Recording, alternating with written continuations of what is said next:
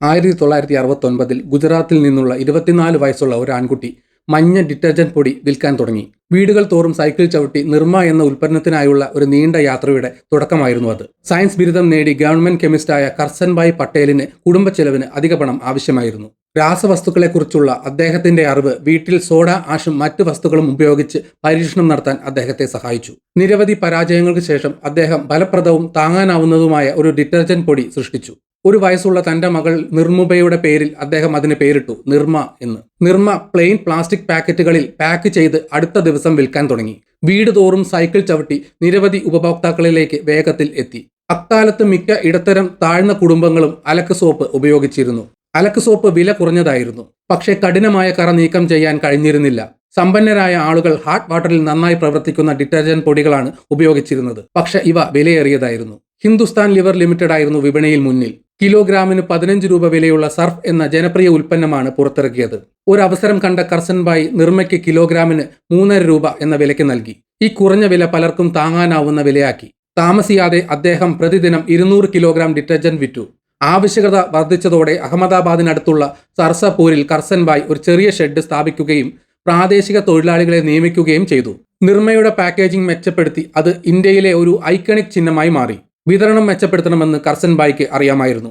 അഹമ്മദാബാദിൽ 2000-ലധികം ചില്ലറ വ്യാപാരികൾ ഉണ്ടായിരുന്നു, പക്ഷേ പലരും പുതിയൊരു ബ്രാൻഡ് സ്റ്റോക്ക് ചെയ്യാൻ മടിച്ചു. ഇത് മറികടക്കാൻ ഓരോ ചില്ലറ വ്യാപാരികളെയും സന്ദർശിക്കാനും നിർമ്മ വാങ്ങാൻ ആവശ്യപ്പെടാനും അദ്ദേഹം സ്ത്രീകളെ അയച്ചു. ഇത് ചില്ലറ വ്യാപാരികളെ ഉയർന്ന ഡിമാൻഡിൽ വിശ്വസിക്കാൻ പ്രേരിപ്പിച്ചു. അവർ ഉടൻ തന്നെ അദ്ദേഹത്തിന്റെ ഉൽപ്പന്നം സ്റ്റോക്ക് ചെയ്യാനും അദ്ദേഹത്തെ ബന്ധപ്പെട്ടു. നിർമ്മ താമസിയാതെ അഹമ്മദാബാദിലും സമീപ ഗ്രാമങ്ങളിലും 1-ാം നമ്പർ ഡിറ്റർജന്റായി. നിർമ്മയുടെ കുറഞ്ഞ വിലയെ ഒരു പ്രധാന നേട്ടമായി ആശ്രയിച്ച് ഗുജറാത്തിലുടനീളം കർസൻഭായ് തന്റെ ബിസിനസ് വികസിപ്പിച്ചു. ചെലവ് കുറയ്ക്കുന്നതിനായി അദ്ദേഹം വളരെ ലളിതമായ ഒരു ഡിറ്റർജന്റ് ഫോർമുല പാലിച്ചു. നിർമ്മയുടെ ഫോർമുലയിൽ 65% സോഡ ആഷ് ആയിരുന്നു. അത് വില കുറഞ്ഞതും പ്രാദേശികമായി ലഭ്യമാകുന്നതുമായിരുന്നു. സർഫിനെ അപേക്ഷിച്ച് ഇതിൽ പകുതി അളവിൽ മാത്രമേ ആക്റ്റീവ് ഡിറ്റർജന്റ് അടങ്ങിയിട്ടുള്ളൂ. വൈറ്റനിങ് ഏജന്റുകളോ സുഗന്ധങ്ങളോ ഉണ്ടായിരുന്നില്ല.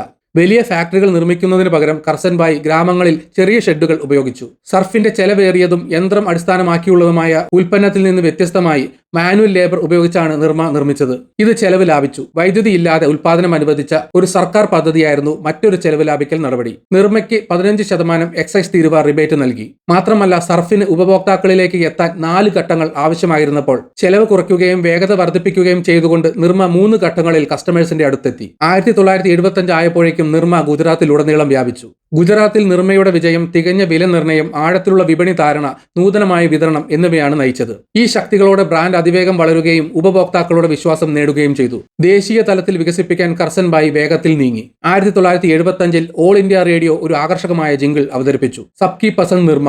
ചെറിയ അളവിൽ പൊടി ചേർത്താൽ ധാരാളം പത ഉൽപ്പാദിപ്പിക്കാനുള്ള ഡിറ്റർജന്റിന്റെ കഴിവ് ഈ ക്യാമ്പയിൻ എടുത്തു കാണിച്ചു. കൂടാതെ കുറഞ്ഞ വിലയിൽ തുണികൾക്ക് വെണ്മയും വാഗ്ദാനം ചെയ്തു. 1982 നൃത്തം ചെയ്യുന്ന നിർമ്മ പെൺകുട്ടിയെ അവതരിപ്പിക്കുന്ന ആദ്യ TV പരസ്യത്തിൽ നിർമ്മ അതേ ജിംഗിൾ ഉപയോഗിച്ചു. പരസ്യം റേഡിയോ ക്യാമ്പയിൻ പോലെ തന്നെ വിജയകരമായിരുന്നു. കൂടാതെ വാഷിംഗ് പൗഡർ നിർമ്മ എന്ന ആവർത്തിച്ചുള്ള വാചകം വളരെ ജനപ്രിയമായി. 1977 ആയപ്പോഴേക്കും നിർമ്മ ഡിറ്റർജന്റ് വിപണിയുടെ 12% പിടിച്ചെടുത്തു. 1985 ആയപ്പോഴേക്കും അതിന്റെ വിഹിതം ഏകദേശം 60% എത്തി. അതിന്റെ ഉന്നതിയിൽ നിർമ്മ ഇന്ത്യയിലെ ഏറ്റവും വലിയ ഡിറ്റർജന്റ് ബ്രാൻഡായിരുന്നു. ഇത് കർസൻഭായ്ക്ക് ഡിറ്റർജന്റ് രാജാവ് എന്ന പദവി നേടിക്കൊടുത്തു.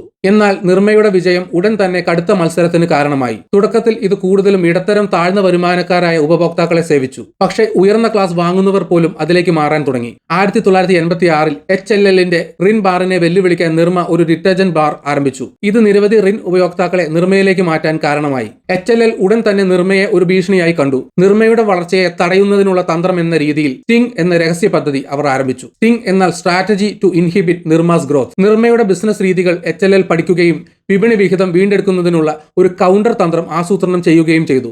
ആഴ്ചകൾ നീണ്ട ഗവേഷണങ്ങൾക്ക് ശേഷം HLL സ്വന്തമായി കുറഞ്ഞ വിലയുള്ള ഡിറ്റർജന്റ് അവതരിപ്പിക്കാൻ തീരുമാനിച്ചു.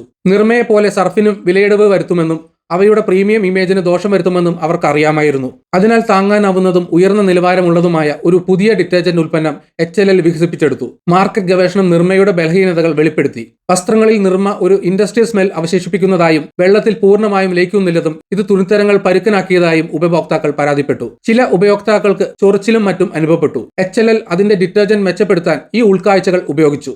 അവർ മനോഹരമായ സുഗന്ധങ്ങൾ ചേർത്തു, വെള്ളത്തിൽ പൂർണ്ണമായും ലയിക്കുന്നത് ഉറപ്പാക്കി, കൈകളിൽ ഡിറ്റർജന്റ് മൃദുവാക്കി, ഉൽപാദന ചെലവ് നിയന്ത്രണത്തിലാക്കി എല്ലാ മെച്ചപ്പെടുത്തലുകളും നേടി. സോപ്പ് ഉൽപാദനത്തിലുള്ള ഒരു പ്രധാന അസംസ്കൃത വസ്തുവായിരുന്നു ഉപ്പ്. ചെലവ് കുറയ്ക്കാൻ ഗുജറാത്തിലെ ഉപ്പ് ഖനികൾക്ക് സമീപം HLL ഒരു ഫാക്ടറി ആരംഭിച്ചു. അതൊരു പൈപ്പ് ലൈൻ വഴി ബന്ധിപ്പിച്ചു. സുഗന്ധദ്രവ്യങ്ങൾക്കും അഡിറ്റീവുകൾക്കും വില കുറഞ്ഞ ബദലുകൾ കണ്ടെത്തുന്നതിനുള്ള ഗവേഷണത്തിലും അവർ നിക്ഷേപം നടത്തി. ഈ മെച്ചപ്പെടുത്തലുകളിലൂടെ HLL വീൽ ഡിറ്റർജന്റ് പൗഡർ പുറത്തിറക്കി. വീലിന്റെ വില നിർമ്മയുടേതിന് തുല്യമായിരുന്നു, പക്ഷേ മികച്ച ഗുണനിലവാരം വാഗ്ദാനം ചെയ്തു. I asked four cleansing and you gave me irritation എന്ന് പറഞ്ഞുകൊണ്ട് അതിന്റെ പരസ്യങ്ങൾ നിർമ്മയെ നേരിട്ട് വിമർശിച്ചു. ഈ സന്ദേശം നിരവധി നിർമ്മ ഉപയോക്താക്കളെ വീലിലേക്ക് മാറ്റാൻ പ്രേരിപ്പിച്ചു.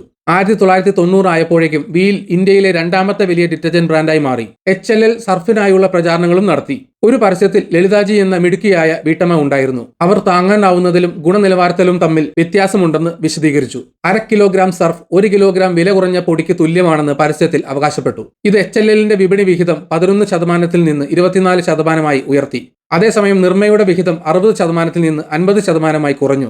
എന്നാൽ ഇത് നിർമ്മയുടെ തകർച്ചയുടെ തുടക്കം മാത്രമായിരുന്നു. 1980കളിൽ കാൺപൂരിൽ നിന്നുള്ള 2 സഹോദരന്മാരായ മുരളീധറും വിമൽ കുമാറും ഖടി ഡിറ്റർജന്റ് പൗഡർ പുറത്തിറക്കി. വരുമാനം വർദ്ധിക്കുന്നതിനനുസരിച്ച് അല്പം ഉയർന്ന വിലയ്ക്ക് പോലും ഉപയോക്താക്കൾ മികച്ച ഗുണനിലവാരം ആഗ്രഹിക്കുന്നുവെന്ന് അവർ ശ്രദ്ധിച്ചു. ഖടിക്ക് നിർമ്മയേക്കാൾ ഏകദേശം 10% വില കൂടുതലായിരുന്നു. ഇത് വാങ്ങുന്നവരെ അത് മികച്ചതായി കാണാൻ പ്രേരിപ്പിച്ചു. അധിക ചിലവ് ചില്ലറ വ്യാപാരികൾക്ക് ഉയർന്ന കമ്മീഷൻ നേടാൻ അനുവദിച്ചു. ഇത് അവരെ ഖടിയെ കൂടുതൽ തവണ ശുപാർശ ചെയ്യാൻ പ്രേരിപ്പിച്ചു. വിതരണ ചെലവ് കുറയ്ക്കുന്നതിനായി പ്രധാന വിപണികൾക്ക് സമീപം ചെറിയ പ്ലാന്റുകളോ ഡിപ്പോകളോ സ്ഥാപിച്ചുകൊണ്ട് ഖാഡി 200 കിലോമീറ്റർ നിർമ്മാണ മാതൃക സ്വീകരിച്ചു. ഇത് സ്റ്റോക്ക് എപ്പോഴും ലഭ്യമാണെന്ന് ഉറപ്പാക്കുകയും ഷിപ്പിംഗ് ചെലവുകൾ കുറയ്ക്കുകയും ചെയ്തു. കൂടാതെ ഖാഡിയുടെ അവിസ്മരണീയമായ ജിംഗിൾ പെഹലെ ഇസ്തേമാൽ കരെ ഫിർ വിശ്വാസ് കരെ, അതായത് ആദ്യം ഉപയോഗിക്കുക പിന്നീട് വിശ്വസിക്കുക, നിരവധി ഉപയോക്താക്കളെ ആകർഷിക്കുകയും ഖാഡിയെ ഇന്ത്യയിലെ മുൻനിര ഡിറ്റർജന്റ് ബ്രാൻഡാക്കാൻ സഹായിക്കുകയും ചെയ്തു. ഖാഡി വളർന്നപ്പോൾ നിർമ്മ വിപണി വിഹിതം നഷ്ടപ്പെട്ടുകൊണ്ടിരുന്നു.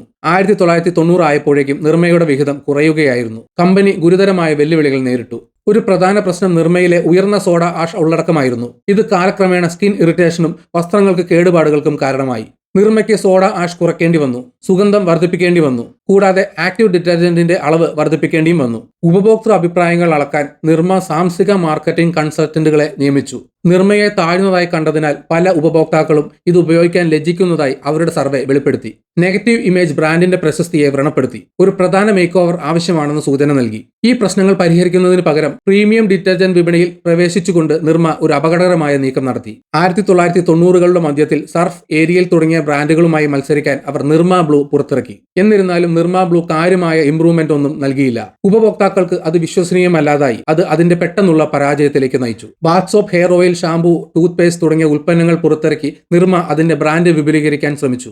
എന്നിരുന്നാലും ഉപഭോക്താക്കൾ നിർമ്മയെ ഡിറ്റർജന്റുമായി മാത്രമേ ബന്ധപ്പെടുത്തിയിട്ടുള്ളൂ. അതിനാൽ ഈ പുതിയ ഉൽപ്പന്നങ്ങൾക്ക് സ്വീകാര്യത നേടാനായില്ല.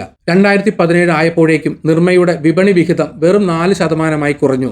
ബ്രാൻഡിനെ പുനരുജ്ജീവിപ്പിക്കാനുള്ള ശ്രമത്തിൽ നടൻ ഹൃതിക് റോഷനെ വെച്ച് നിർമ്മ അഡ്വാൻസ് ആരംഭിച്ചു. For the stubborn stains of the new age trust Nirma advance എന്ന് പരസ്യം വാഗ്ദാനം ചെയ്തു. പലർക്കും ഈ സന്ദേശവുമായോ അത് പ്രചരിപ്പിക്കുന്ന സെലിബ്രിറ്റിയുമായോ കണക്ട് ആകാൻ കഴിഞ്ഞില്ല. ഡിറ്റർജന്റ് ബിസിനസ്സിൽ ഇടിവുണ്ടായിട്ടും നിർമ്മ മറ്റു മേഖലകളിലേക്ക് വൈവിധ്യവൽക്കരിച്ചു. കമ്പനി ഇപ്പോൾ സോഡ ആഷ് നിർമ്മിക്കുന്നു, സിമന്റ് ഉൽപ്പാദിപ്പിക്കുന്നു, വിദ്യാഭ്യാസത്തിലും നിക്ഷേപം നടത്തിയിട്ടുണ്ട്. യഥാർത്ഥ ഡിറ്റർജന്റ് ബിസിനസ് ഇപ്പോഴും ബുദ്ധിമുട്ടുകൾ നേരിടുന്നുണ്ടെങ്കിലും ഈ സംരംഭങ്ങൾ ഗണ്യമായ വരുമാനം ഉണ്ടാക്കുന്നു. നമ്പർ 1 ആകുന്നത് മാത്രം പോരാ, മുൻപന്തിയിൽ തുടരാൻ തുടർച്ചയായി മാറിക്കൊണ്ടിരിക്കണം എന്നാണ് നിർമ്മയുടെ കഥ നമ്മെ പഠിപ്പിക്കുന്നത്. സമർത്ഥമായ വില നിർണ്ണയം, വിപണി ഉൾക്കാഴ്ച, നൂതനമായ വിതരണം എന്നിവയാണ് അതിന്റെ ഉയർച്ചയ്ക്ക് കാരണമായത്.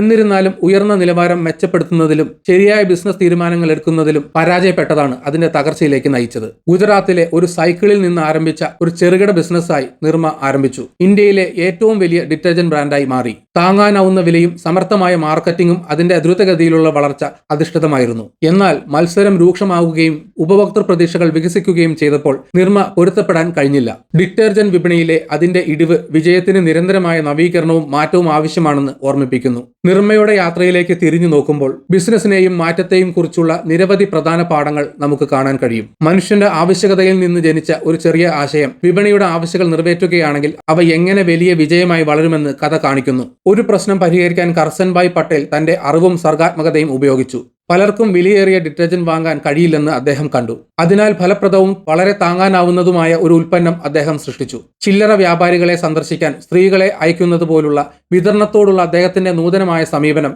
വിശ്വാസം വളർത്തിയെടുക്കാൻ സഹായിക്കുകയും നിർമ്മ നിരവധി ഉപഭോക്താക്കളിലേക്ക് വേഗത്തിൽ എത്തിച്ചേരുമെന്ന് ഉറപ്പാക്കുകയും ചെയ്തു. നിർമ്മയുടെ വിജയം കുറഞ്ഞ വിലയെക്കുറിച്ചല്ല, ഉപഭോക്താക്കളെയും വിപണിയെയും മനസ്സിലാക്കുന്നതിനെക്കുറിച്ചും ആയിരുന്നു. ആകർഷകമായ ജിങ്കിളുകളും അവിസ്മരണീയമായ പരസ്യങ്ങളും നിർമ്മയെ ഉപഭോക്താക്കളെ വൈകാരികമായി ബന്ധിപ്പിക്കുന്ന ഒരു വീട്ടുപേരാക്കി മാറ്റി.